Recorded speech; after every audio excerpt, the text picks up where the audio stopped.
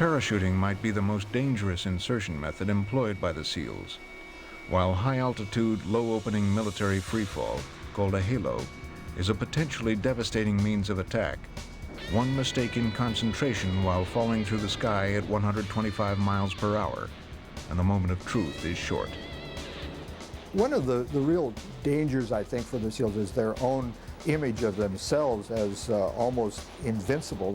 They revel in doing things that you would say any sane person won't do, jumping out of an airplane at 35,000 feet in the night and then not opening your parachute until you're almost on the ground.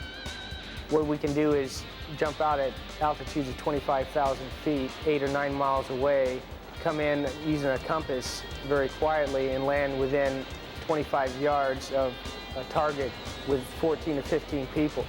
It just gives us another capability of getting into some place where it's tight. The job is very dangerous.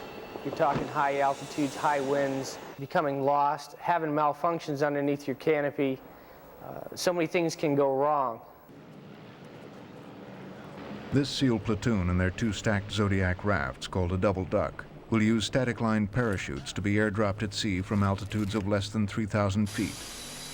Constantly preparing for war during peacetime is the ultimate challenge for SEAL leaders, but overestimating capabilities can be an inherent danger for aggressive men. The last time we did a parachute-type insertion in wartime or in a conflict was in Grenada, and we lost 4 SEALs.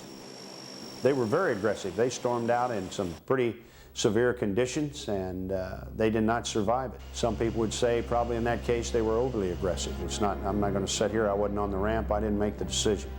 They paid the ultimate price for their aggressiveness and their decisiveness in that particular matter. The thing that really is distinctive about Grenada is that it was done very rapidly. There was a sudden call from the White House that we want to go down and rescue those medical students. They were prepared for a day drop into a fairly benign sea.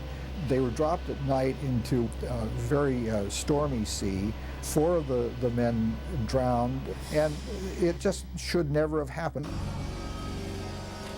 The 4 men who died were members of a specially trained SEAL unit assigned to the invasion.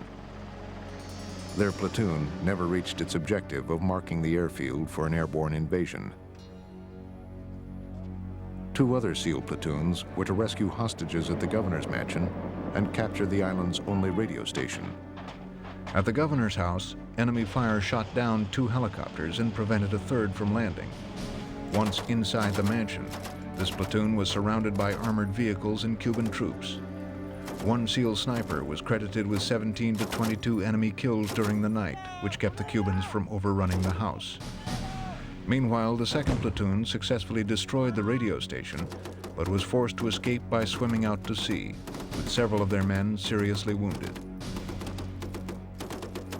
The situation deteriorated quickly in Grenada, and it was a hastily planned, hastily executed operation that had problems, no doubt. There was a chain of command that never exercised together before, much less fought together.